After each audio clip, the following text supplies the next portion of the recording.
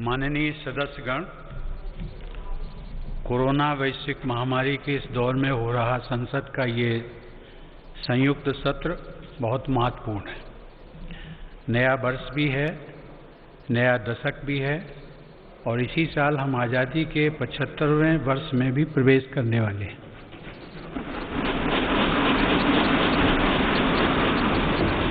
आज संसद के आप सभी सदस्य हर भारतवासी के इस संदेश और इस विश्वास के साथ यहाँ उपस्थित हैं कि चुनौती कितनी ही बड़ी क्यों न हो, न हम रुकेंगे और न भारत रुकेगा।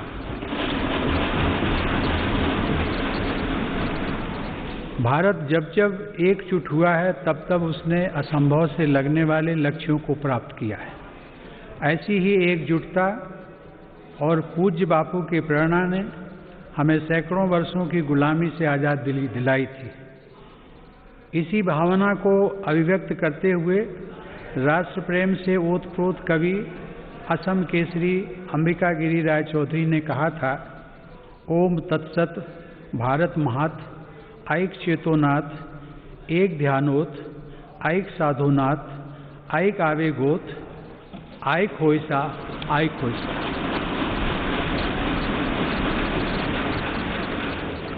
अर्थात भारत की महानता परम सत्य है। एक ही चेतना में, एक ही ध्यान में, एक ही साधना में, एक ही आवेग में, एक हो जाओ, एक हो जाओ। आज हम भारतीयों की यही एकजुटता, यही साधना देश को अनेक आपदाओं से बाहर निकाल कर लाई है। एक तरफ कोरोना जैसी वैश्विक महामारी, दूसरी तरफ अनेक राज्यों में बाढ़, कभी अनेक राज्यों में भूकंप, तो कभी बड़े बड़े साइक्लोन, टिड्डी दल के हमले से लेकर बर्ड फ्लू तक देशवासियों ने हर आपदा का डटकर सामना किया है। इसी काल में सीमा पर भी अप्रत्याशित तनाव बढ़ा। इतनी आपदाओं से, इतने मोर्चों पर देश एक साथ लड़ा और हर कसौटी पर खरा उतरा। इस दौरान हम सब देशवासियों के अप्रतिम साहस, संयम, अनुशासन और सेवा भाव के भी साक्षी बने हैं। महामारी के खिलाफ इस लड़ाई में हमने अनेक देशवासियों को असमय खोया भी है। हम सभी के प्रिय और पूर्ववर्ती राष्ट्रपति प्रणब मुखर्जी का निधन भी कोरोना काल में हुआ। संसद के 6 सदस्य भी कोरोना की वजह से असमय हमें छोड़कर चले गए। मैं सभी के प्रति अपनी विनम्र श्रद्धांजलि अर्पित करता हूँ। माननीय सदस्यगण, हमारे शास्त्रों में कहा गया है, कृतम में दक्षिणे हस्ते जयो में सव्य आहिता।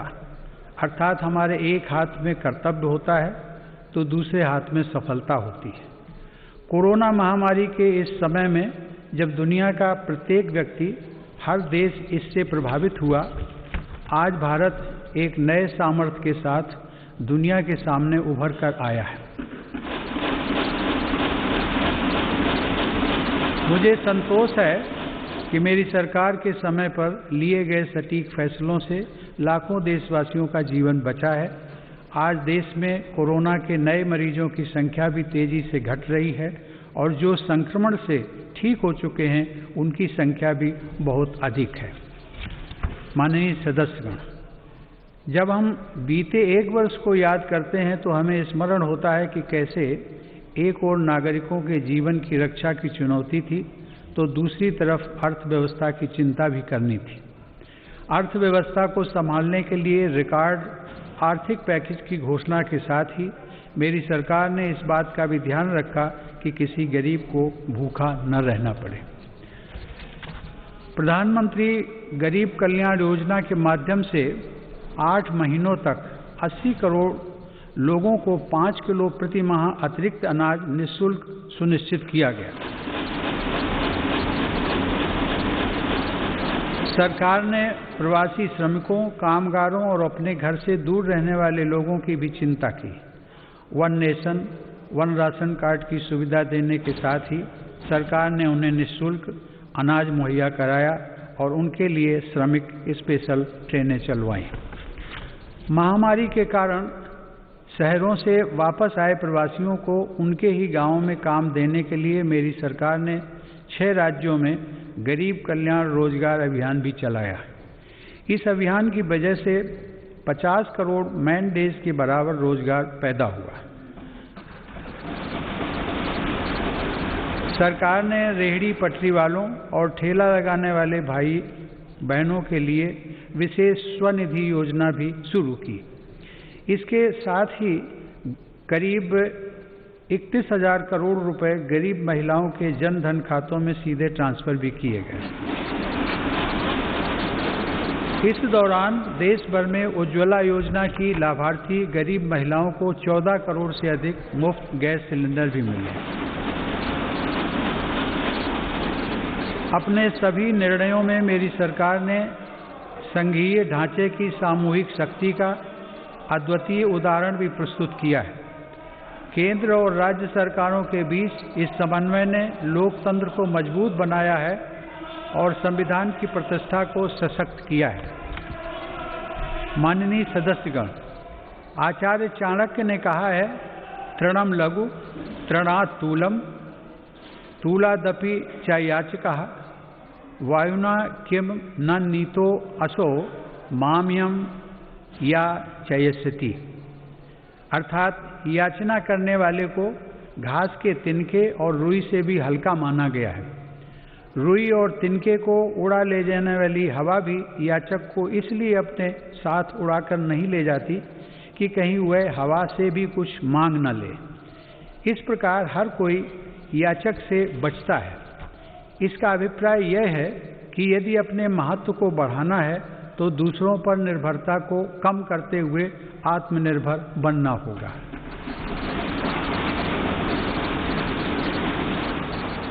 आज़ादी की लड़ाई के समय हमारे स्वतंत्रता सेनानी जिस सशक्त और स्वतंत्र भारत का सपना देख रहे थे, उस सपने को सच करने का आधार भी देश की आत्मनिर्भरता से ही जुड़ा था। कोरोना काल में बनी वैश्विक परिस्थितियों ने जब हर देश की प्राथमिकता उसकी अपनी ज़रूरतें थी, हमें ये याद दिलाया है कि आत्मनिर्भर भारत का निर्माण क्यों इतना महत्वपूर्ण है। इस दौरान भारत ने बहुत ही कम समय में 2200 से अधिक प्रयोगशालाओं का नेटवर्क बनाकर हजारों वेंटिलेटर्स का निर्माण करके पीपीई किट से लेकर टेस्ट किट बनाने तक में आत्मनिर्भरता हासिल करके अपनी वैज्ञानिक क्षमता, अपनी तकनीकी दक्षता और अपने मजबूत स्टार्टअप इकोसिस्टम का भी परिचय दिया है। हमारे लिए यह और भी गर्व की बात है कि आज भारत दुनिया का सबसे बड़ा टीकाकरण अभियान चला रहा है। इस प्रोग्राम की दोनों वैक्सीन भारत में ही निर्मित हैं। संकट के इस समय में भारत ने मानवता के प्रति अपने दायित्व का निर्वहन करते हुए अनेक देशों को कोरोना वैक्सीन की लाखों खुराक उपलब्ध कराई है। भारत के इस कार्य की विश्व भर में हो रही प्रशंसा हमारी हजारों वर्ष पुरानी संस्कृति, सर्वे संतु निरामया की भावना के साथ जग कल्याण की हमारी प्रार्थना हमारे प्रयासों को और ऊर्जा दे रही है। माननीय सदस्यगण, मेरी सरकार द्वारा स्वास्थ्य के क्षेत्र में पिछले 6 वर्षों में जो कार्य किए गए हैं, उनका बहुत बड़ा लाभ हमने इस कोरोना संकट के दौरान देखा है। इन वर्षों में इलाज से जुड़ी व्यवस्थाओं को आधुनिक बनाने के साथ ही बीमारी से बचाव पर भी उतना ही बल दिया गया है। राष्ट्रीय पोषण अभियान, फिट इंडिया अभियान, खेलो इंडिया अभियान, ऐसे अनेक कार्यक्रमों से स्वास्थ्य को लेकर देश में नई सतर्कता आई है। आयुर्वेद और योग को बढ़ावा देने के मेरी सरकार के प्रयासों का लाभ भी हमें देखने को मिला है। मेरी सरकार के प्रयासों से आज देश की स्वास्थ्य सेवाएं गरीबों को आसानी से उपलब्ध हो रही हैं तथा बीमारियों पर होने वाला उनका खर्च कम हो रहा है। आयुष्मान भारत प्रधानमंत्री जन आरोग्य योजना के तहत देश में 1.5 करोड़ गरीबों को 5 लाख रुपए तक का मुफ्त इलाज मिला है। इससे इन गरीबों को 30,000 करोड़ रुपए से ज़्यादा खर्च होने से बचे हैं। आज देश के 24,000 से ज़्यादा अस्पतालों में से किसी में भी आयुष्मान योजना का लाभ लिया जा सकता है। इसी तरह प्रधानमंत्री भारतीय जन औषधि योजना के तहत देश भर में बने 7,000 केंद्रों से गरीबों को बहुत सस्ती दर पर दवाइयाँ मिल रही हैं।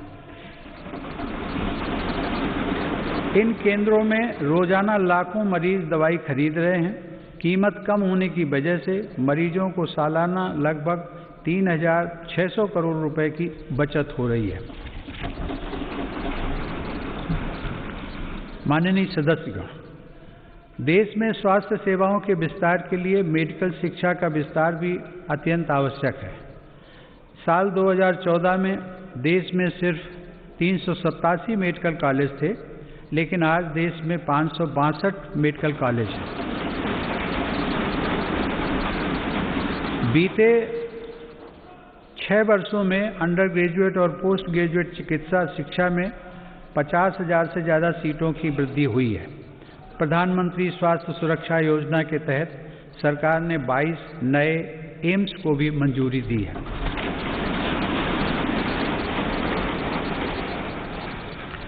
राष्ट्रीय चिकित्सा आयोग के साथ ही 4 स्वायत्त बोर्ड का गठन कर केंद्र सरकार ने चिकित्सा शिक्षा के क्षेत्र में ऐतिहासिक सुधारों की नींव रखी है।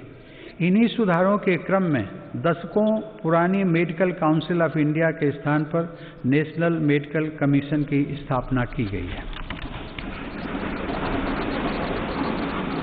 माननीय सदस्यगण, आत्मनिर्भर भारत अभियान केवल भारत में निर्माण तक ही सीमित नहीं है, बल्कि यह भारत के हर नागरिक का जीवन स्तर ऊपर उठाने तथा देश का आत्मविश्वास बढ़ाने का भी अभियान है। आत्मनिर्भर भारत का हमारा लक्ष्य आत्मनिर्भर कृषि से और सशक्त होगा।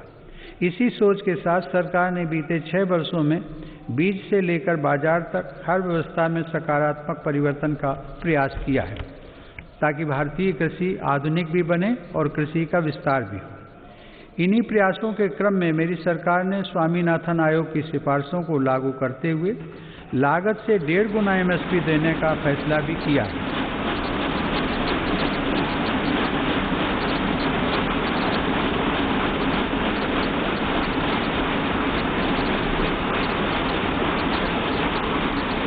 मेरी सरकार आज न सिर्फ MSP पर रिकॉर्ड मात्रा में खरीद कर रही है, बल्कि खरीद केंद्रों की संख्या को भी बढ़ा रही है। आज कृषि के लिए उपलब्ध सिंचाई के साधनों में भी व्यापक सुधार आ रहा है। पर ड्रॉप मोर क्रॉप के मंत्र पर चलते हुए सरकार पुरानी सिंचाई परियोजनाओं को पूरा करने के साथ ही सिंचाई के आधुनिक तरीके भी किसानों तक पहुंचा रही है। 2013-14 में जहां 42 लाख हेक्टेयर जमीन में ही माइक्रो इरिगेशन की सुविधा थी, वहीं आज 56 लाख हेक्टेयर से ज़्यादा अतिरिक्त जमीन को माइक्रो इरिगेशन से जोड़ा जा चुका है। मुझे खुशी है कि सरकार के इन प्रयासों को हमारे किसान अपने परिश्रम से और आगे बढ़ा रहे हैं। आज देश में खाद्यान्न उपलब्धता रिकॉर्ड स्तर पर है। वर्ष 2008-9 में जहां देश में 234 मिलियन टन खाद्यान्न की पैदावार हुई थी, वहीं साल 2019-20 में देश की पैदावार बढ़कर 296 मिलियन टन तक पहुंच गई है। इसी अवधि में सब्जी और फलों का उत्पादन भी 215 मिलियन टन से बढ़कर अब 320 मिलियन टन तक पहुंच गया है। मैं इसके लिए देश के किसानों का अभिनंदन करता हूं। माननीय सदस्यगण, समय की मांग है कि कृषि क्षेत्र में हमारे जो छोटे और सीमांत किसान हैं, जिनके पास सिर्फ 1 या 2 हेक्टेयर जमीन होती है, उन पर विशेष ध्यान दिया जाए। देश के सभी किसानों में से 80% से ज़्यादा ये छोटे किसान ही हैं और इनकी संख्या 10 करोड़ से ज़्यादा है। मेरी सरकार की प्राथमिकताओं में ये छोटे और सीमांत किसान भी हैं। ऐसे किसानों के छोटे छोटे खर्च में सहयोग करने के लिए PM किसान सम्मान निधि के जरिए उनके खातों में लगभग 1,13,000 करोड़ से अधिक रुपए सीधे ट्रांसफर किए जा चुके हैं। प्रधानमंत्री फसल बीमा योजना का लाभ भी देश के छोटे किसानों को हुआ है। इस योजना के तहत पिछले 5 वर्षों में किसानों को 17,000 करोड़ रुपए प्रीमियम के एवज में लगभग 90,000 करोड़ रुपए की राशि मुआवजे के तौर पर मिली है। देश के छोटे किसानों को साथ जोड़कर 10,000 किसान उत्पादक संगठनों यानी फार्मर प्रोड्यूसर ऑर्गेनाइजेशंस को स्थापित करने का अभियान एक ऐसा ही प्रभावशाली कदम है। इससे इन छोटे किसानों को समृद्ध किसानों की तरह बेहतर तकनीक, ज़्यादा ऋण, पोस्ट हार्वेस्टिंग प्रोसेसिंग एवं मार्केटिंग की सुविधाएं और प्राकृतिक आपदा के समय सुरक्षा मिलनी सुनिश्चित हुई है। इससे किसानों को अपनी फसल की ज़्यादा कीमत और ज़्यादा बचत का विकल्प भी मिला है। माननीय सदस्यगण, व्यापक विमर्श के बाद संसद ने 7 महीने पूर्व 3 महत्वपूर्ण कृषि सुधार, कृषक उपज व्यापार और कृषक संवर्धन और सरलीकरण विधेयक, कृषि सशक्तिकरण और संरक्षण, कीमत आश्वासन और कृषि सेवा करार विधेयक और आवश्यक वस्तु संशोधन विधेयक पारित किए हैं। इन कृषि सुधारों का सबसे बड़ा लाभ भी 10 करोड़ से अधिक छोटे किसानों को तुरंत मिलना शुरू हुआ।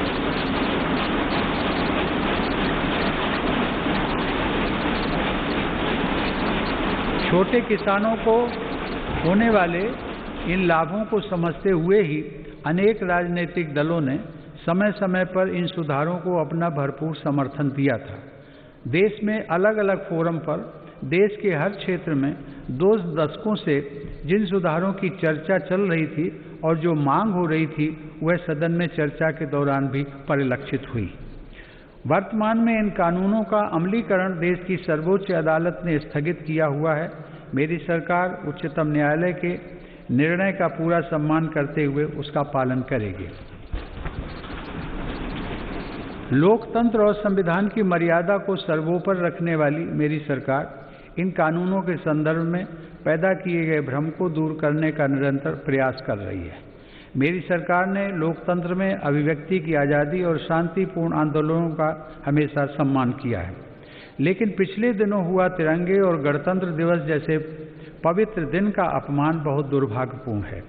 जो संविधान हमें अभिव्यक्ति की आज़ादी का अधिकार देता है, वही संविधान हमें सिखाता है कि कानून और नियम का भी उतनी ही गंभीरता से पालन करना चाहिए।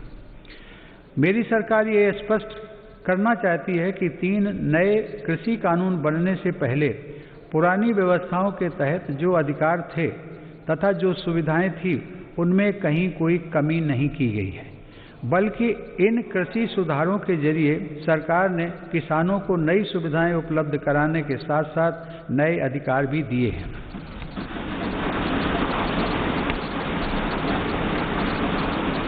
माननीय सदस्यगण, कृषि को और लाभकारी बनाने के लिए मेरी सरकार आधुनिक कृषि इंफ्रास्ट्रक्चर पर भी विशेष ध्यान दे रही है। इसके लिए 1 लाख करोड़ रुपए के एग्रीकल्चर इंफ्रास्ट्रक्चर फंड की शुरुआत की गई है। देश भर में शुरू की गई किसान रेल भारत के किसानों को नया बाजार उपलब्ध कराने में नया अध्याय लिख रही है। यह किसान रेल एक तरह से चलता फिरता कोल्ड स्टोरेज है। अब तक 100 से ज़्यादा किसान रेलें चलाई जा चुकी हैं, जिनके माध्यम से 38,000 टन से ज़्यादा अनाज और फल सब्जियां एक क्षेत्र से दूसरे क्षेत्र तक किसानों द्वारा भेजी गई हैं। माननीय सदस्यगण, किसानों की आय बढ़ाने के लिए मेरी सरकार ने पशुधन को आय के स्रोत के रूप में स्थापित करने पर भी विशेष जोर दिया है। इसी का परिणाम है कि देश का पशुधन पिछले 5 वर्षों में सालाना 8.2% की दर से बढ़ रहा है।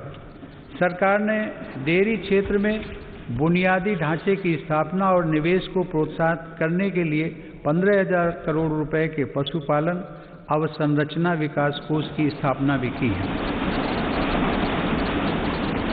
मेरी सरकार ने पशुपालन और मत्स्य पालन को भी कृषि क्षेत्र की तरह ही किसान क्रेडिट कार्ड की सुविधा दी है।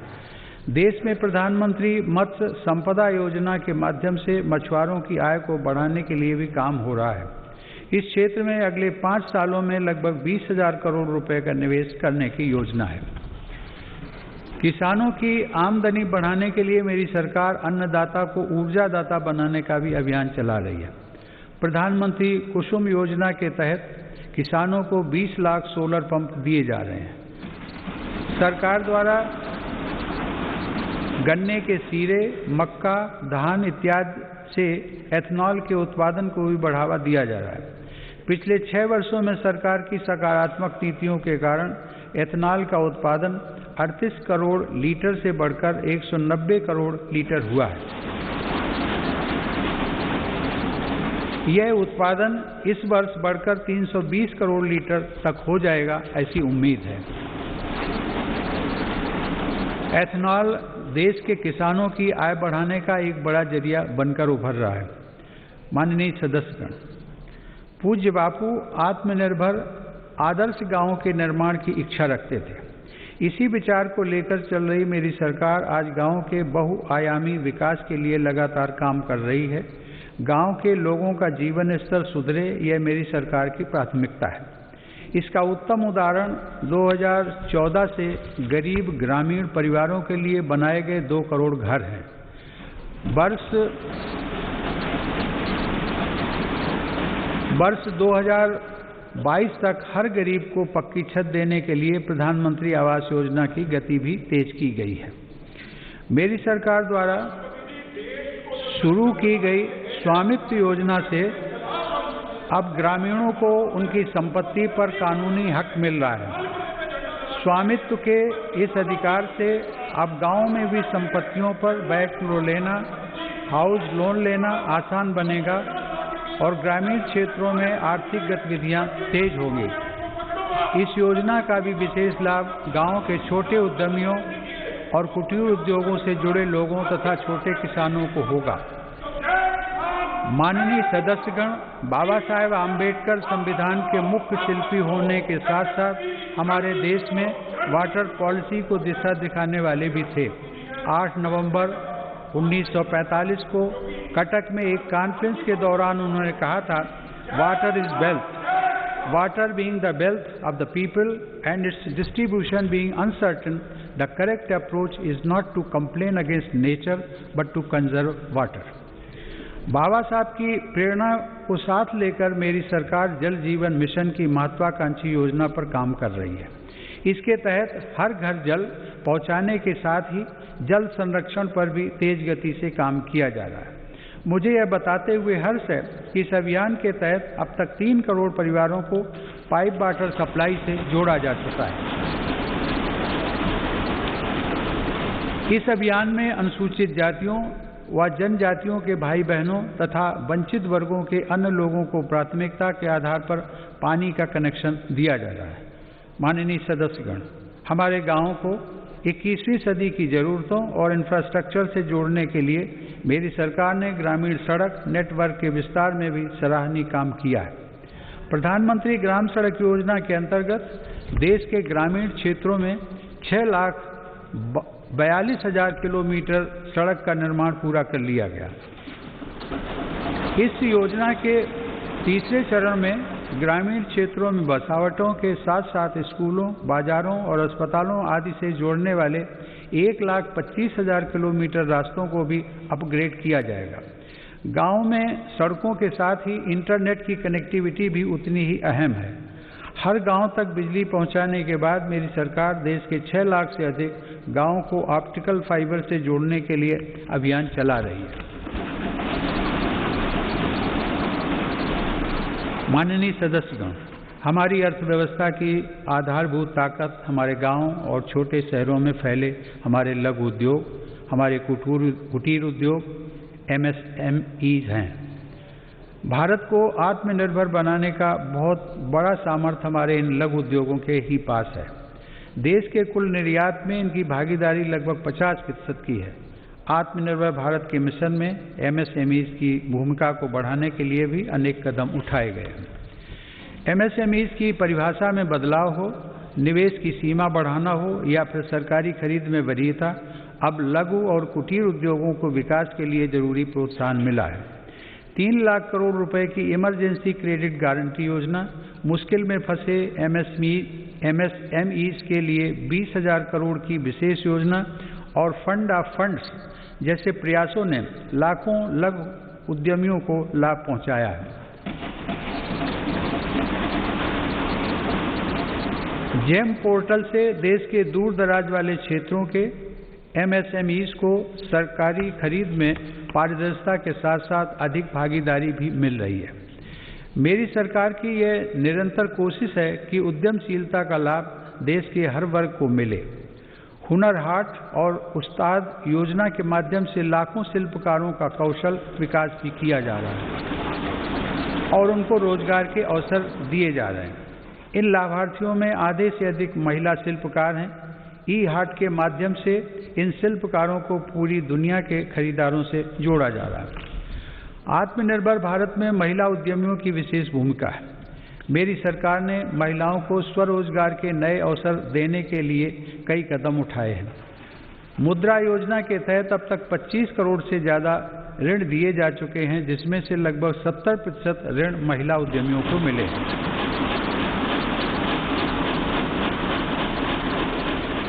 दीनदयाल अंत्योदय योजना राष्ट्रीय ग्रामीण आजीविका मिशन के अंतर्गत देश में आज 7 करोड़ से अधिक महिला उद्यमी करीब 66 लाख स्वयं सहायता समूहों से जुड़ी हुई हैं। बैंकों के माध्यम से इन महिला समूहों को पिछले 6 वर्षों में 3,40,000 करोड़ रुपए का ऋण दिया गया।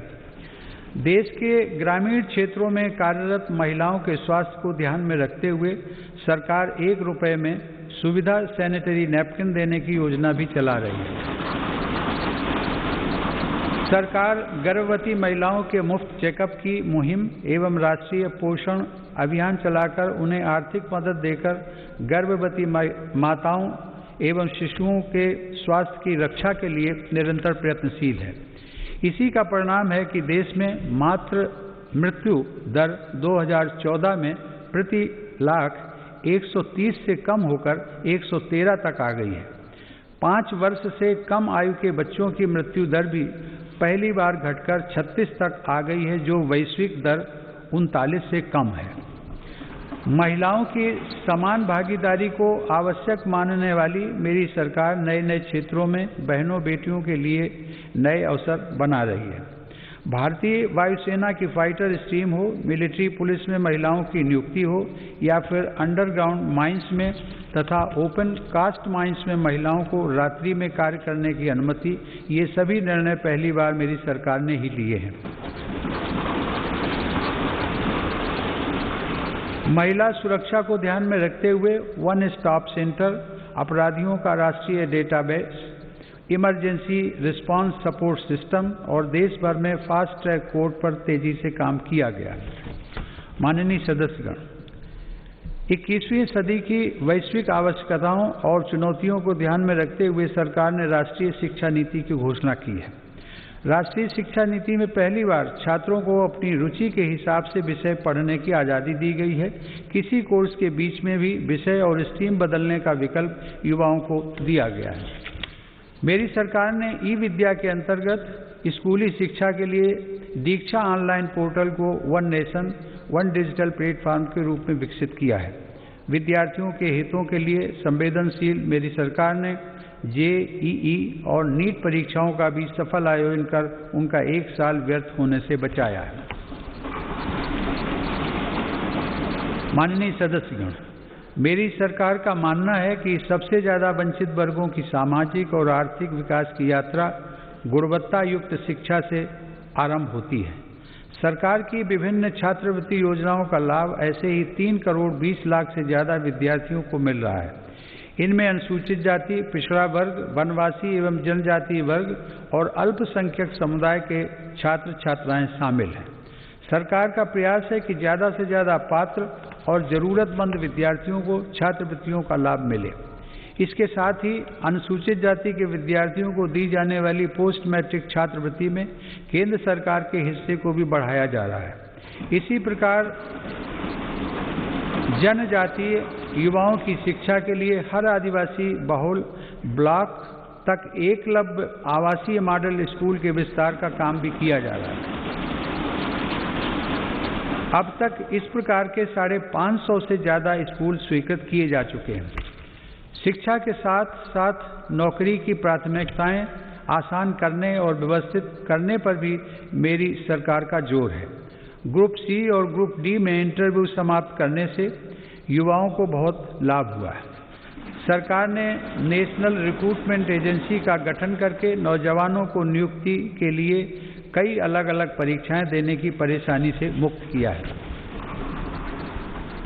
माननीय सदस्यगण, मेरी सरकार सबका साथ, सबका विकास, सबका विश्वास के मंत्र के साथ देश के हर क्षेत्र और हर वर्ग के विकास को प्राथमिकता दे रही है।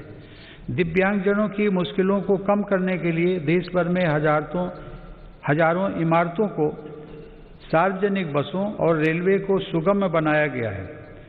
लगभग 700 वेबसाइटों को दिव्यांगजनों के अनुकूल तैयार किया गया है। इसी तरह ट्रांसजेंडर व्यक्तियों को भी बेहतर सुविधाएं और समान अवसर देने के लिए transgender persons protection of rights act लागू किया गया है। डी नोटिफाइड नोमैडिक एवं सेमी नोमैडिक कम्युनिटीज यानी विमुक्त, घुमंतु और अर्ध घुमंतु समुदायों के लिए भी विकास एवं कल्याण बोर्ड की स्थापना की गई है। विकास की दौड़ में पीछे रह गए देश के 112 आकांक्षी जिलों में मेरी सरकार प्राथमिकता के आधार पर विकास योजनाओं को लागू कर रही है। इसका बहुत बड़ा लाभ आदिवासी भाई बहनों को हो रहा है। आदिवासियों की आजीविका के प्रमुख साधन यानी वन उपज की मार्केटिंग और वन उपज आधारित छोटे उद्योगों की स्थापना का काम भी जारी है। ऐसी कोशिशों से लगभग 600 करोड़ रुपए की अतिरिक्त राशि जनजातीय परिवारों तक पहुंची है। सरकार द्वारा 46 वन उपजों पर MSP 90% तक बढ़ाई गई है। माननीय सदस्यगण, आधुनिक टेक्नोलॉजी का भारत में विकास और हर भारतीय की आधुनिक टेक्नोलॉजी तक आसान पहुंच आत्मनिर्भर बनते भारत की अहम पहचान है। 2 गज की दूरी की अनिवार्यता के बीच देश की संस्थाओं और नागरिकों ने डिजिटल इंडिया की ताकत से देश की रफ्तार को थमने नहीं दिया। पिछले वर्ष दिसंबर में UPI से 4 लाख करोड़ रुपए से भी अधिक का डिजिटल पेमेंट हुआ है। आज देश के 200 से ज़्यादा बैंक UPI व्यवस्था से जुड़े हैं। इसी तरह डिजिलॉकर का 400 करोड़ से अधिक डिजिटल डॉक्यूमेंट्स के लिए पेपरलेस प्लेटफॉर्म की तरह उपयोग किया जा रहा है। उमंग ऐप पर भी देश के करोड़ों नागरिक 2000 से ज़्यादा सेवाओं का लाभ ले रहे हैं। देश में 3.5 लाख से अधिक कॉमन सर्विस सेंटर ग्रामीण क्षेत्रों में लोगों को सरकारी सेवाओं से जोड़ रहे हैं। इसी क्रम में इंडियन स्टैंप एक्ट में संशोधन करके अब देश में ई-स्टैंप की व्यवस्था भी लागू कर दी गई है। जनधन खातों, आधार और मोबाइल की त्रिशक्ति ने लोगों को उनका अधिकार सुनिश्चित किया है। इस जैम त्रिशक्ति की वजह से 1,80,000 करोड़ रुपए गलत हाथों में जाने से बच रहे हैं। मेरी सरकार द्वारा राष्ट्रीय डिजिटल हेल्थ मिशन के जरिए चिकित्सा सेवाओं को डिजिटल बनाने की शुरुआत भी की गई है। इसके माध्यम से आने वाले समय में देश के नागरिक डिजिटल अपॉइंटमेंट, डिजिटल रिपोर्ट के साथ साथ डिजिटल हेल्थ रिकॉर्ड जैसी सुविधाओं का लाभ भी उठा सकेंगे। हमारा अपना नेविगेशन सैटेलाइट सिस्टम नाविक भी आज भारत का गौरव बढ़ा रहा है। इसका लाभ अब हजारों मछुआरे साथियों को मिल रहा है। हाल ही में नेशनल एटॉमिक क्लॉक और भारतीय निर्देशक द्रव्य प्रणाली के रूप में नए मानक भी राष्ट्र को समर्पित किए गए हैं। इन स्वदेशी समाधानों से भारत के प्रोडक्ट्स को अंतर्राष्ट्रीय मानकों के अनुरूप बनाने में मदद मिलेगी। टेक्नोलॉजी का यह अभियान देश की लोकतांत्रिक संस्थाओं को भी सशक्त कर रहा है। इस दिशा में राष्ट्रीय ई-विधान ऐप के जरिए देश की सभी विधानसभाओं, विधान परिषदों और संसद के दोनों सदनों का डिजिटलीकरण किया जा रहा है। राज्य विधानसभाओं में नेशनल ई-विधान एप्लीकेशन यानी नेवा का कार्यान्वयन विधायी और लोकतांत्रिक प्रक्रियाओं के संचालन में एक नए युग की शुरुआत करेगा। माननीय सदस्यगण, हमारी संसद लोकतंत्र में देशवासियों की बढ़ती हुई भागीदारी और नए भारत की आकांक्षाओं की पूर्ति का एक महत्वपूर्ण माध्यम है।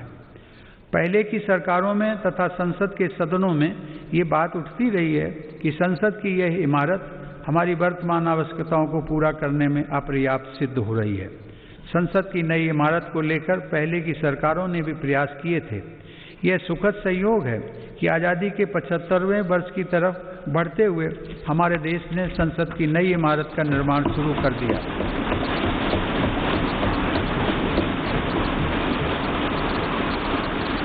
नए संसद भवन के बनने से अपने संसदीय दायित्वों को निभाने में हर सदस्य को अधिक सुविधा मिलेगी।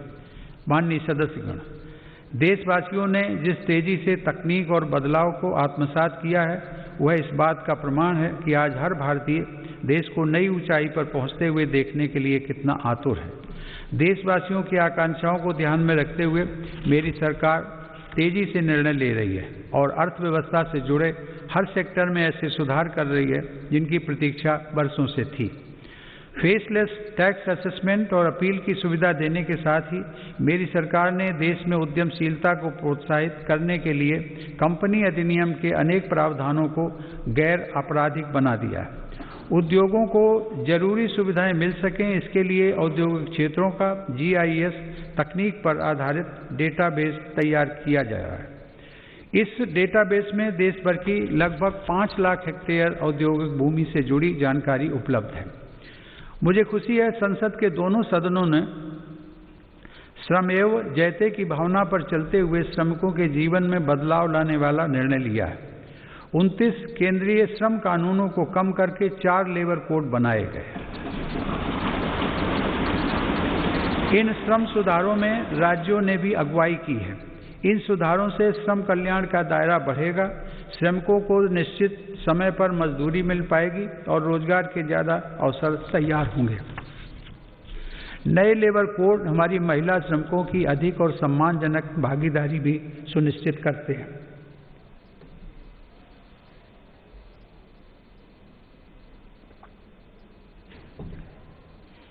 उद्योगों के लिए श्रम के साथ साथ आसान पूंजी भी बहुत आवश्यक है।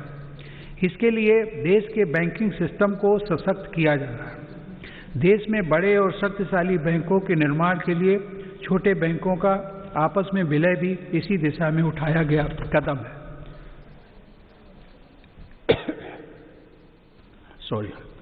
मैन्युफैक्चरिंग से जुड़े 10 सेक्टर्स के लिए पहली बार देश में लगभग 1.5 लाख करोड़ रुपए की प्रोडक्शन लिंक्ड इंसेंटिव स्कीम लागू की गई है।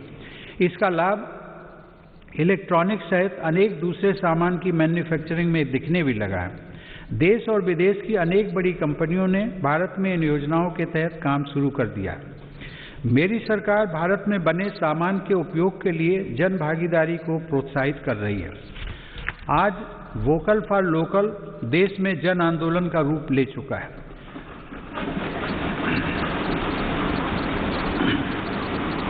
भारत में बने सामान के प्रति भावनात्मक लगाव के साथ ही गुणवत्ता में भी श्रेष्ठ हों, इस दिशा में काम किया जा रहा है। देश में ईज ऑफ डूइंग बिजनेस में सुधार के लिए भी निरंतर कदम उठाए जा रहे हैं। इसके लिए राज्यों के बीच स्वस्थ प्रतिस्पर्धा को प्रोत्साहित किया जा रहा है। यह बड़े हर्ष की बात है कि रैंकिंग में सुधार की गंभीरता को राज्य भी समझ रहे हैं और इसमें बढ़-चढ़ कर हिस्सा ले रहे हैं। कोरोना के इस काल में प्रत्येक भारतीय का जीवन बचाने के प्रयासों के बीच अर्थव्यवस्था को जो हानि हुई थी उससे भी अब देश उबरने लगा है। यह आज अनेक इंडिकेटर्स के माध्यम से स्पष्ट हो रहा है। इस मुश्किल समय में भी भारत दुनिया के निवेशकों के लिए आकर्षक स्थान बनकर उभरा है। अप्रैल से अगस्त 2020 के बीच लगभग 36 अरब डॉलर का रिकॉर्ड प्रत्यक्ष विदेशी निवेश भारत में हुआ है।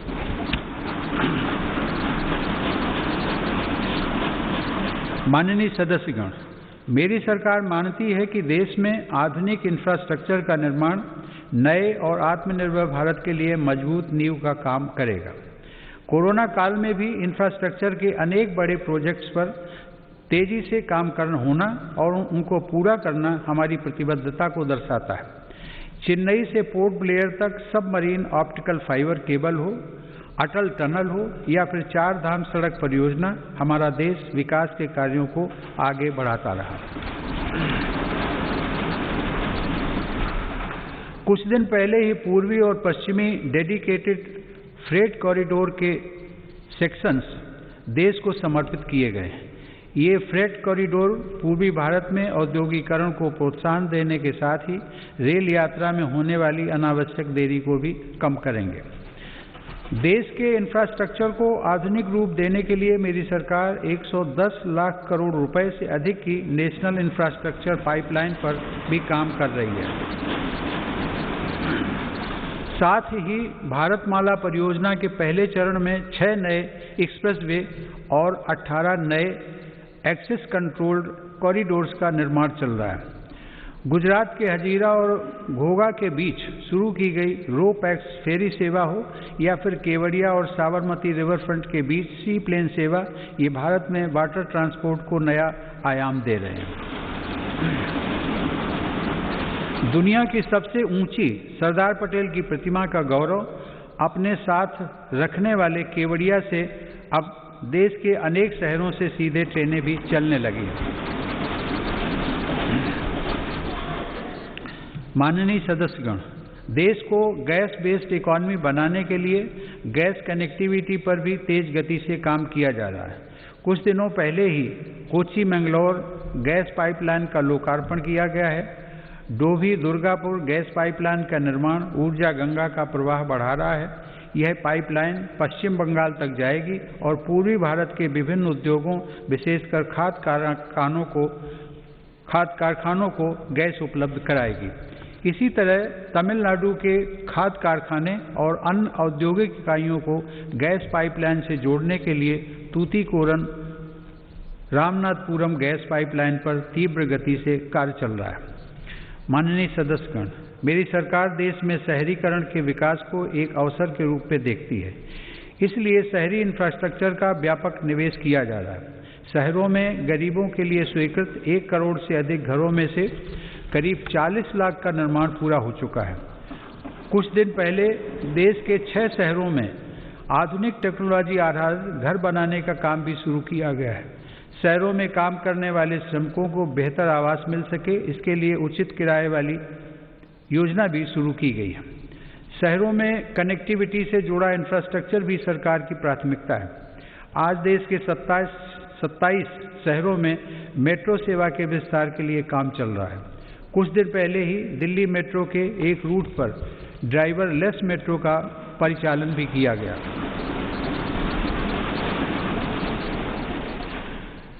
शहरों में रीजनल रैपिड ट्रांजिट सिस्टम्स के निर्माण से भी पब्लिक ट्रांसपोर्ट को बेहतर बनाया जा रहा है। कॉमन मोबिलिटी कार्ड के देश भर में हो रहे विस्तार से देश के शहरों में यात्रा और आसान होगी।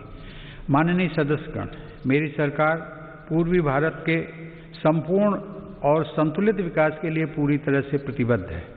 पूर्वोत्तर की भौगोलिक, सांस्कृतिक, भाषाई विशेषताओं और सामाजिक पहचान को सुरक्षित रखते हुए तेज विकास की नीति पर काम किया जा रहा है। ब्रह्मपुत्र नदी असम सहित उत्तर पूर्वी राज्यों की जीवन धारा है। इसी जीवन धारा को आर्थिक गतिविधियों का आधार बनाकर विभिन्न राष्ट्रीय जलमार्गों के आरंभ के लिए काम हो रहा है। इसका लाभ पूर्वोत्तर के किसानों, युवाओं और उद्यमियों को सभी को मिलेगा। अर्थ ब्रह्मपुत्र प्रोग्राम से इंटीग्रेटेड नेशनल वाटरवेज का विकास कर ब्रह्मपुत्र और बराक नदी को विकास की धारा बनाने का प्रयास जारी है। मेरी सरकार ने पूर्वोत्तर में स्थायी शांति के लिए संवेदनशीलता और सहभागिता की जिस नीति के साथ काम किया, उसका लाभ आज साफ दिख रहा है। आज पूर्वोत्तर में उग्रवाद समाप्ति की ओर है और हिंसा की घटनाओं में बड़ी कमी आई है। हिंसा के रास्ते पर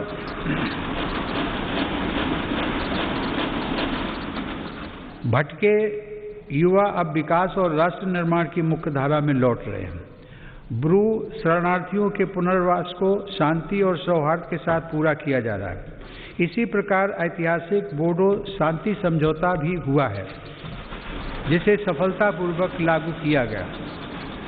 समझौता होने के बाद इस बार बोडो टेरिटोरियल काउंसिल के चुनाव भी सफलता के साथ पूरे हुए हैं।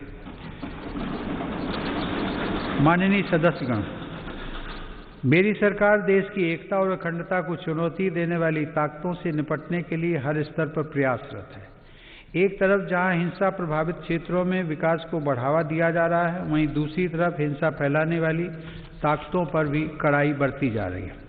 इसी का परिणाम है कि नक्सली हिंसा की घटनाओं में बड़ी कमी आई है और नक्सल प्रभावित क्षेत्र का दायरा सिमट रहा है। मेरी सरकार की विकास नीति को जम्मू कश्मीर के लोगों ने भी भरपूर समर्थन दिया है।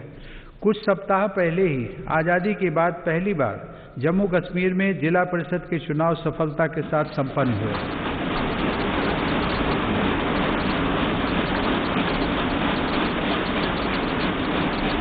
बड़ी संख्या में मतदाताओं की भागीदारी ने दर्शाया है कि जम्मू कश्मीर नए लोकतांत्रिक भविष्य की तरफ तेजी से आगे बढ़ चला है।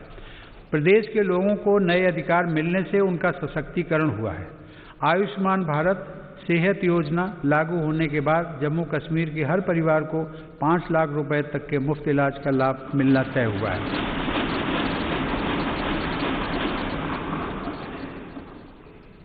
जम्मू में सेंट्रल एडमिनिस्ट्रेटिव ट्रिब्यूनल की एक बेंच भी स्थापित की गई है। केंद्र शासित प्रदेश बनने के बाद कुछ महीने पहले लद्दाख स्वायत्त पर्वतीय विकास परिषद के चुनाव की प्रक्रिया भी सफलतापूर्वक संपन्न हुई है। अब लद्दाख के लोग स्वयं अपने प्रदेश के विकास से जुड़े निर्णय और तेजी से ले रहे हैं। माननीय सदस्यगण, इस कोरोना काल में हम जब देश के भीतर आपदाओं से निपट रहे थे, तब हमारी सीमा पर भी देश के सामर्थ्य को चुनौती देने के प्रयास किए गए। LAC पर द्विपक्षीय संबंधों और समझौताओं को दरकिनार करते हुए शांति भंग करने की कोशिश की गई, लेकिन हमारे सुरक्षा बलों ने न केवल पूरी सजगता, शक्ति और हौसले के साथ इन षड्यंत्रों का मुंह तोड़ जवाब दिया, बल्कि सीमा पर यथास्थिति बदलने के सभी प्रयासों को भी नाकाम किया।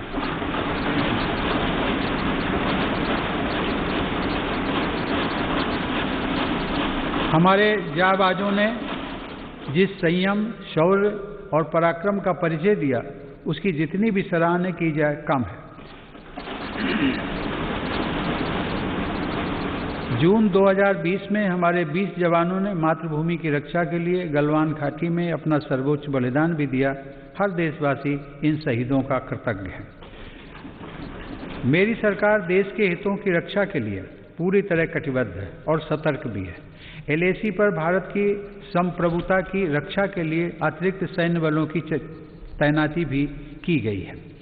माननीय सदस्यगण, हमारे स्वाधीनता संग्राम के दौरान देशभक्ति के अमर गीतों की रचना करने वाले मलयालम के श्रेष्ठ कवि वल्लथोल ने कहा है, भारतम ऐन्ना पेरुकेट्टाल अभिमाना पूरिदम आगनम अंतरंगम।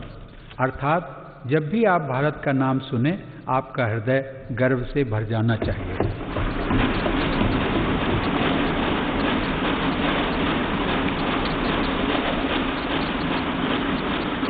मेरी सरकार भविष्य के भारत की व्यापक भूमिका को देखते हुए अपनी सैन्य तैयारियों को सशक्त करने में जुटी है। आज अनेक आधुनिक साजो सामान भारत की सैन्य क्षमता का हिस्सा बन रहे हैं। रक्षा क्षेत्र में आत्मनिर्भरता पर भी सरकार का जोर है। कुछ दिन पहले ही सरकार ने HAL को 83 स्वदेशी लड़ाकू विमान तेजस के निर्माण का ऑर्डर दिया है। इस पर 48,000 करोड़ रुपए खर्च होंगे। सरकार द्वारा मेक इन इंडिया को बढ़ावा देने के लिए रक्षा से जुड़े 100 से अधिक सामानों के आयात पर रोक लगा दी गई है। इसी तरह supersonic torpedo, quick reaction missile, tank और स्वदेशी राइफलों सहित अनेक अत्याधुनिक हथियार देश में ही बन रहे हैं। आज भारत रक्षा सामान के निर्यात के क्षेत्र में भी तेजी से अपनी हिस्सेदारी बढ़ा रहा है। माननीय सदस्यगण, Indian National Space Promotion and Authorisation Centre अर्थात इन स्पेस का गठन स्पेस सेक्टर में बड़े सुधारों को गति देगा। आज हमें गर्व है कि इसरो के वैज्ञानिक चंद्रयान 3, गगनयान और स्मॉल सैटेलाइट लॉन्च व्हीकल जैसे महत्वपूर्ण अभियानों पर काम कर रहे हैं। परमाणु ऊर्जा में भी देश तेजी से आत्मनिर्भरता की तरफ बढ़ रहा है। कुछ महीने पहले काकरापार में देश के पहले स्वदेशी प्रेशराइज्ड हैवी वाटर रिएक्टर का सफल परीक्षण किया गया।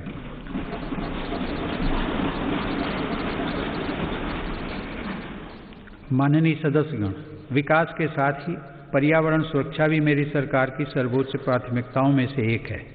इसी संकल्प को लेकर भारत जीडीपी की इमिशंस इंटेंसिटी को वर्ष 2005 की तुलना में 2030 तक 33 से 35% तक कम करने के लक्ष्य पर काम कर रहा है।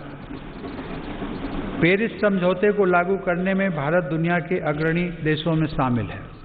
हाल ही में कच्छ के रेगिस्तान में दुनिया का सबसे बड़ा हाइब्रिड रिन्यूएबल एनर्जी पार्क बनाने का काम शुरू हुआ है। पिछले 6 वर्षों में भारत की नवीकरणीय ऊर्जा क्षमता में 2.5 गुना वृद्धि हुई है, जबकि सौर ऊर्जा क्षमता 13 गुना बढ़ी है। आज देश में कुल ऊर्जा उत्पादन क्षमता का लगभग 1/4 हिस्सा नवीकरणीय स्रोतों पर आधारित है। माननीय सदस्यगण, भारत अपनी वैश्विक जिम्मेदारियों को इस कोरोना काल में भी जिस गंभीरता से निभा रहा है, उसे आज दुनिया देख रही है। वसुधैव कुटुंबकम की भावना को चरितार्थ करते हुए भारत ने देश की घरेलू जरूरतों को पूरा करने के साथ ही 150 से अधिक देशों को जरूरी दवाइयों की आपूर्ति की। भारत वैश्विक स्तर पर वैक्सीन की उपलब्धता को सुनिश्चित करवाने के लिए प्रतिबद्ध है। यह देश का गौरव बढ़ाने वाली बात है कि वंदे भारत मिशन, जो दुनिया में इस प्रकार का सबसे बड़ा अभियान है, उसकी सराहना हो रही है।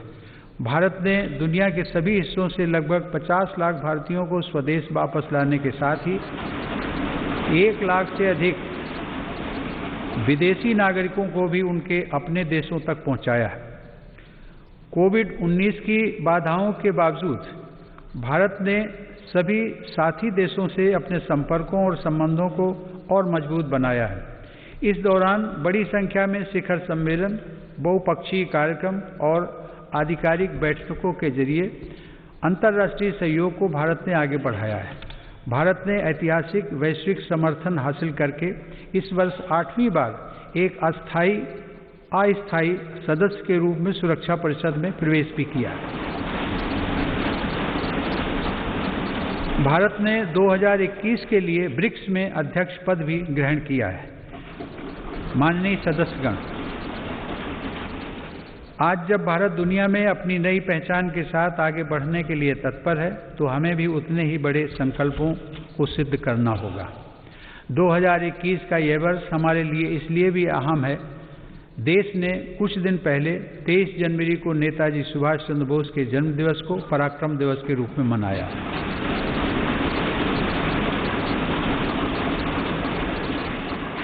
यह वर्ष नेताजी की 125वीं जन्म जयंती का वर्ष भी है।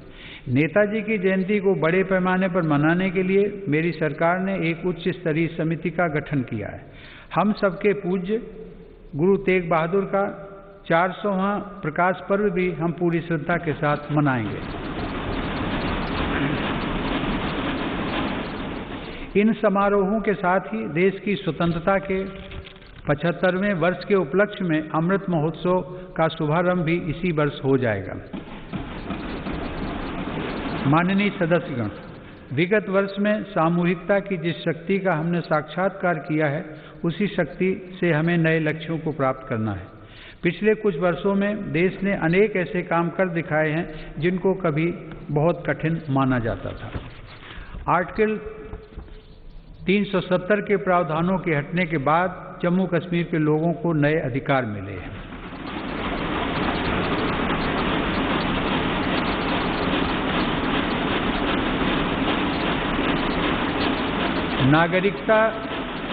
नागरिकता संशोधन कानून संसद द्वारा पास किया जा चुका है। चीफ ऑफ डिफेंस स्टाफ के पद का लाभ देश को मिलना शुरू हो चुका है। सशस्त्र सेनाओं में महिलाओं की भागीदारी बढ़ रही है। उच्चतम न्यायालय के फैसले के उपरांत भव्य राम मंदिर का निर्माण शुरू हो चुका है।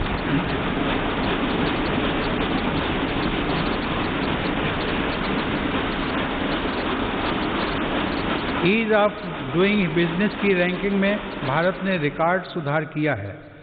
अब कंप्लायंस से जुड़ी बाधाओं को दूर करने पर विशेष बल दिया जा रहा है। वर्ल्ड टूरिज्म इंडेक्स की रैंकिंग में भारत 65वें से 34वें रैंकिंग पर आ गया है। जिस डीबीटी को नज़रअंदाज किया जा रहा था, उसी की मदद से पिछले 6 साल में 13 लाख करोड़ रुपए से अधिक धनराशि लाभार्थियों को ट्रांसफर की गई है। कभी हमारे यहाँ सिर्फ 2 मोबाइल फैक्ट्रियाँ थीं। आज भारत दुनिया का दूसरा सबसे बड़ा मोबाइल निर्माता देश है।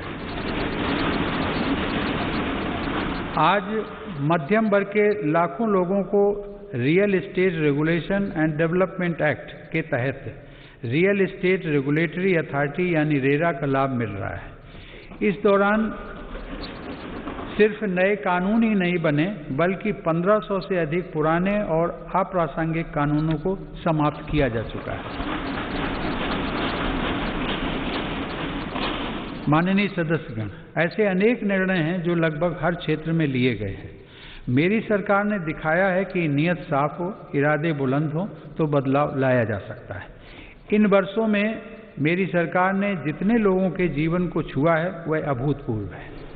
हर गरीब का घर रोशन हो, इसके लिए 2.5 करोड़ से अधिक बिजली कनेक्शन निःशुल्क दिए गए।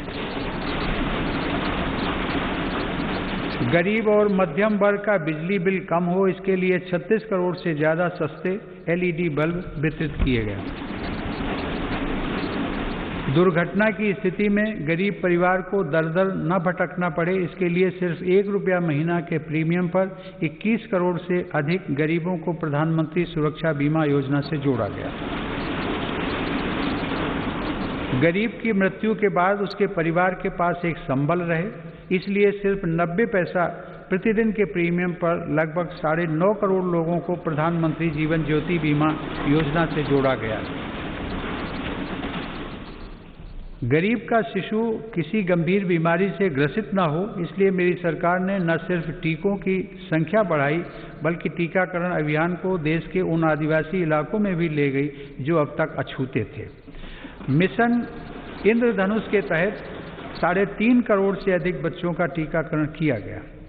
गरीब के हक का राशन कोई दूसरा ना छीन ले, इसके लिए 100% राशन कार्ड को डिजिटल किया जा चुका है। 90% राशन कार्डों को आधार से जोड़ा जा चुका है। रसोई के धुएं से गरीब बहन बेटी की सेहत न खराब हो, इसके लिए उज्ज्वला योजना के तहत 8 करोड़ से ज़्यादा मुफ्त कनेक्शन दिए गए। गरीब बहन बेटी की गरिमा बढ़े, उनकी परेशानी कम हो, इसके लिए स्वच्छ भारत मिशन के तहत 10 करोड़ से ज़्यादा शौचालय बनाए गए। घर में काम करने वाले भाई बहन, गाड़ी चलाने वाले, जूता सिलने वाले, कपड़ा प्रेस करने वाले, खेतिहर मजदूर, ऐसे गरीब साथियों को भी पेंशन मिले, इसके लिए प्रधानमंत्री श्रम योगी मान धन योजना चलाई गई। गरीब को बैंकिंग व्यवस्था का लाभ मिले, इसके लिए 41 करोड़ से अधिक गरीबों के जनधन खाते खोले गए। इनमें से आधे से अधिक खाते हमारी गरीब बहनों और बेटियों के हैं। माननीय सदस्यगण, ये सिर्फ आंकड़े नहीं हैं, इनमें से हर आंकड़ा अपने आप में एक जीवन गाथा है। इस संसद के अनेक सदस्यों ने अपने जीवन का बहुत लंबा समय इन्हीं परिस्थितियों में गुजारा है। हमारे जिस कार्य से गरीब भाई बहनों की चिंता, उनका दुख और तकलीफ कम हो सके, उन्हें अधिक से अधिक मूलभूत सुविधाओं के साथ जोड़कर सशक्तिकरण और आत्मसम्मान के पथ पर आगे बढ़ाया जा सके, ऐसा प्रत्येक कार्य इस संसद में हमारी उपस्थिति को सार्थक बनाएगा। मुझे गर्व है कि मेरी सरकार पूरी निष्ठा और ईमानदार नीयत के साथ पिछले 6 वर्षों से इस दिशा में निरंतर काम कर रही है, फैसले ले रही है तथा उन्हें लागू कर रही है। माननीय सदस्यगण, वीरता, अध्यात्म और प्रतिभाओं की भूमि पश्चिम बंगाल के सपूत गुरुदेव रविंद्रनाथ टैगोर के बड़े भाई ज्योतिरिंद्रनाथ टैगोर ने देश प्रेम से भरे एक ओजस्वी गीत की रचना की थी। उन्होंने लिखा था, चौल रे सौवे भारोत संतान, मातृभूमि कोरे आवाहन, वीर ओ दौर पे पौरुष गौरवे, साध सावे देशेर कल्याण। अर्थात मातृभूमि आह्वान कर रही है कि भारत की संतानों, सभी मिलजुल कर चलते रहो, वीरता के, स्वाभिमान तथा पौरुष के गर्व के साथ तुम सभी देश के कल्याण की निरंतर कामना करते रहो। आइए हम सब मिलकर आगे बढ़ें, सभी देशवासी मिलकर आगे बढ़ें, अपना कर्तव्य निभाएं और राष्ट्र निर्माण में अपना योगदान दें। आइए भारत को आत्मनिर्भर बनाएं।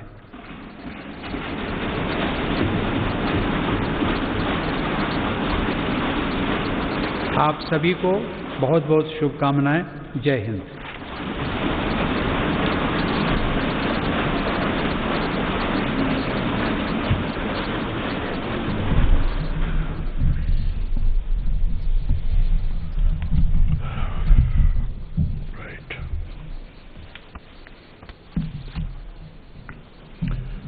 Honorable President, I wish to read some paragraphs from the English version of your address to both the Houses of Parliament assembled together today, and the rest of the address may be considered as read. Honorable members, this joint sitting of the Parliament, which is being held during the time of the coronavirus pandemic, has great significance. It is the beginning of the new year and a new decade. We will also be entering the 75th year of India's independence this year. All the members of Parliament present here today embody the conviction held by every Indian that the toughest of challenges will deter neither us nor India. Whenever India has remained united, it has been able to attain even seemingly unattainable goals. This solidarity and Pujya Babuji's inspiration had given us freedom from hundreds of years of colonial rule.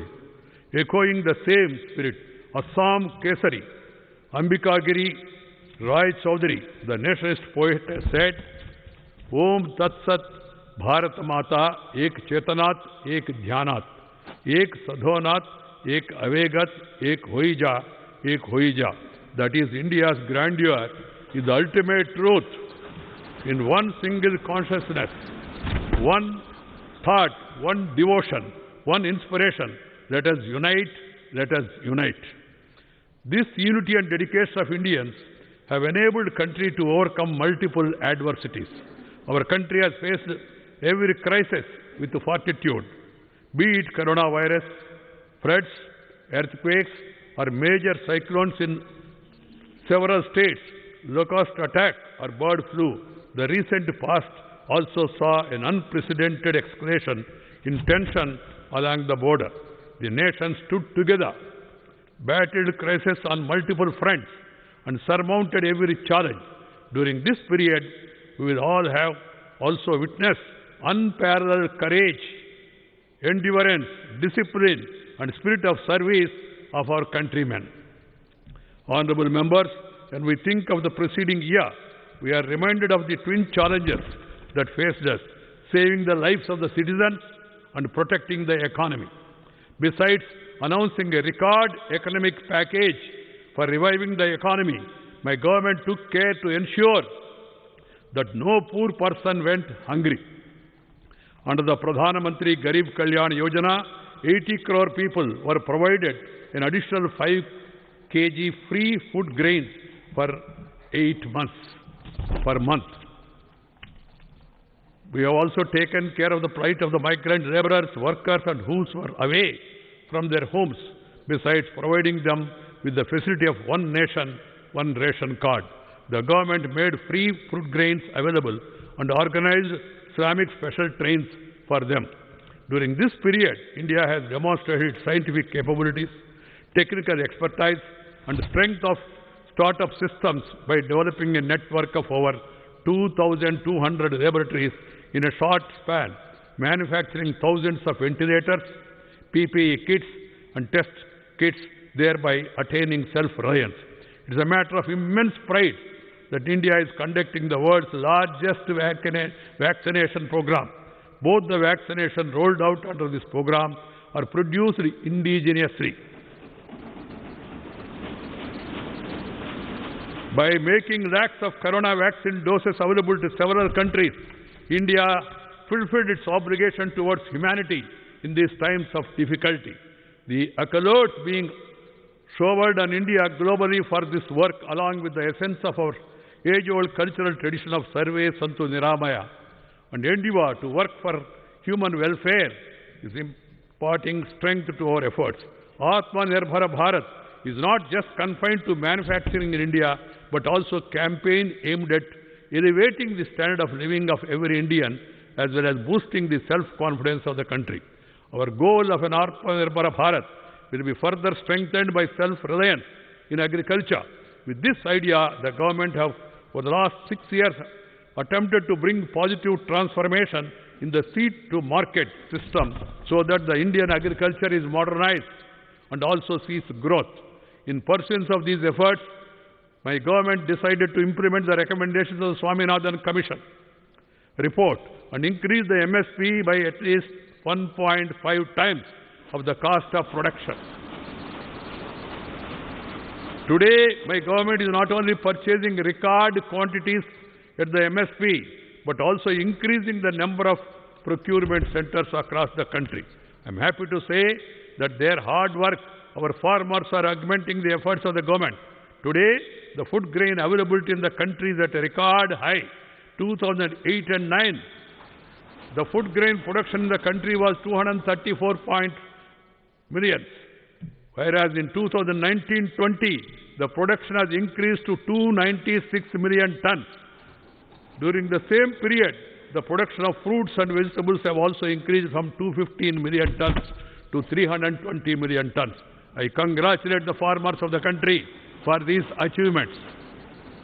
Honorable members, my government accords priority to the small and marginal farmers too. In order to provide expenditure support to these farmers, almost 1,13,000 crore rupees have been directly transferred to their bank accounts under the Pradhana Mantri Kisan Samman Nidhi, Pradhana Mantri Fasal Bhima Yojana. Has also benefited small farmers of this country.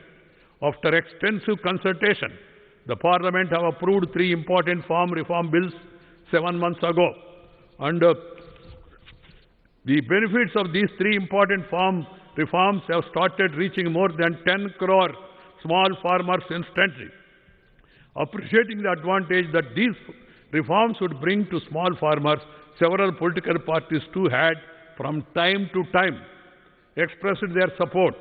The discussions over these reforms in every part of the country for over 2 decades and the demand for these reforms at different fora were also reflected during the deliberations in the House.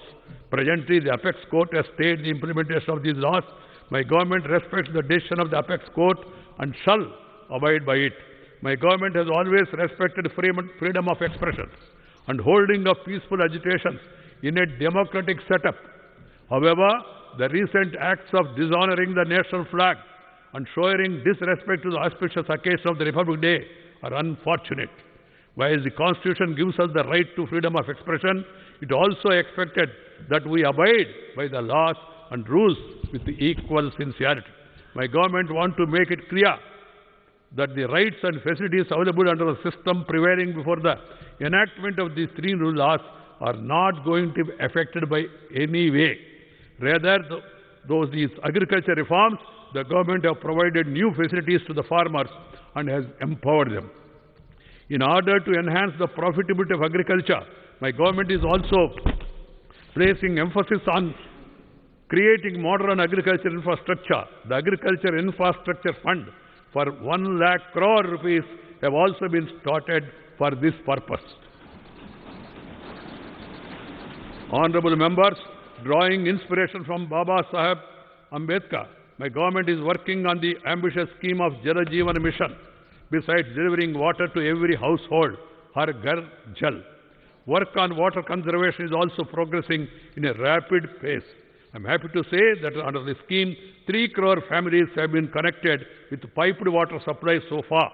Under this scheme, water connection is being provided on priority to brothers and sisters belonging to the scheduled caste and scheduled tribes, as well as other deprived sections of the society. Under the Pradhana Mantri Gram Sadak Yojana, construction of 6.42 lakh kilometers of road network has been completed in the rural areas of the country. In the third phase of the scheme, 1.25 lakh kilometer roads connecting settlements, schools, markets, hospitals in rural areas will also be upgraded. Along with roads, internet connectivity is equally important in the rural areas. After ensuring electrification of every village, my government is implementing a mission to connect over 6 lakh villages of the country through optical fiber. While maintaining requirement of do gaj ka duri, the institutions and citizens of our country did not allow the pace of growth to slacken. By leveraging the power of Digital India, in December 2020, digital transactions of more than 4 lakh crore rupees have been done through UPI. Today, more than 200 banks are linked to the UPI system. The trinity of Janadhana accounts, Aadhaar and mobile, JOM, has helped safeguard the rights of people. Because of the JOM trinity, 1,80,000 crore rupees have been saved from falling into the wrong hands. My government believes that building modern infrastructure will serve as a strong foundation for a new and Atmanirbhar Bharat. Rapid execution of all infrastructure projects, submarine optical fiber, cable from Chennai to Port Blair, and also the Atal Tunnel or the Char Dham Road project, our country has been forging ahead with the developmental works. My government is fully committed to overall and balanced development of Eastern India, a policy for rapid development of Northeast while preserving its unique geographical, cultural and linguistic characteristics and its social identity is being implemented. For Assam and Northeast states, River Brahmaputra is the Jivanadhara, making this lifeline the base of economic activity. Work on operationalizing several national waterways is in progress. This will benefit all sections of the Northeast, including farmers, youth and entrepreneurs by developing the integrated national waterways under the Ardha Brahmaputra program. Efforts are underway to transform Brahmaputra and Barak rivers as streams of development. The development-oriented policy of my government has also received wholehearted support from the people of Jammu and Kashmir. Only a few weeks back, elections to District Council in Jammu and Kashmir were held successfully for the first time after independence. Large-scale participation of voters have shown that Jammu and Kashmir is forging ahead towards a new democratic future at a rapid pace. The great Malayalam poet Vallathol, who composed immortal patriotic lyrics during the independence struggle, has said, Bharatam inna peru, Kettal Abhimanapuridam, Aganam Antarangam. That is, whenever you hear the name of Bharat, your heart should swell with pride. Honorable members, today, as India eagerly forges ahead in the world, we have to be prepared to also fulfill commitments. This year we are celebrating 125th birth anniversary of Netaji Subhash Chandra Bose. To celebrate the anniversary in a befitting manner, the government have constituted a high-level committee. We also celebrate our Venerable Guru Tej Bahadur's 400th Prakash Parva with great reverence. Along with these commemorations, the Amrita Mahotsav, marking the 75th year of India's independence, will also commence from this year. We have to achieve new goals with the same strength of collective unity we displayed last year. In the last few years, India has accomplished many tasks which were once considered extremely difficult to achieve. Women's participation in armed forces is increasing. Construction of a grand Ram Mandir has commenced after the Supreme Court judgment. India has registered a record improvement in the ease of doing business ranking. Now special emphasis is being laid on reducing compliance burden. Direct benefit transfer, which was being disregarded earlier, has facilitated funds transfer of more than 13 lakh crore to beneficiaries during the last 6 years. Today, lakhs of middle-class citizens are benefiting from the Real Estate Regulatory Authority established under the Real Estate Regulation Development Act. During this period, not only were the new laws passed, but more than 1,500 archaic and irrelevant laws were also repealed. More than 21 crore poor were linked to Pradhana Mantri Suraksha Bhima Yojana for a premium of just ₹1 per month to ensure that the eventuality of an accident, poor families do not have to run from pillar to post. About 9.5 crore people were insured under the Pradhana Mantri Jeevan Jyoti Bima Yojana for a premium of just 90 paise a day, so that in the case of death of a bread earner, the family may receive some support. More than 41 crore Janadhana accounts were opened so that the poor may benefit from banking system. More than half of these accounts belong to our sisters and daughters from poor families. Honorable members, Jyotirabindranath Tagore, the elder brother of Gurudev Rabindranath Tagore, the illustrious son of West Bengal, the land of Veda, spirituality and talent, had penned a powerful patriotic song. He said, quote, Chol re chol, Sobhe Bharato Santan, Matru Bhimi Kori Avohan. Virodarpe, Paurusha Garbe, Shadre Shad, Sobhe Desharo Kalyan. That is, motherland is beckoning all the children of Bharat to keep moving forward together, to move ahead with the self-esteem and confidence of courage and aspire the welfare of the nation. So come, let all citizens move forward together. Let us fulfill our duty and contribute to nation building. Come, let us make Bharat Atmanirbhar. I convey my best wishes to all of you. Jai Hind. Namaskar.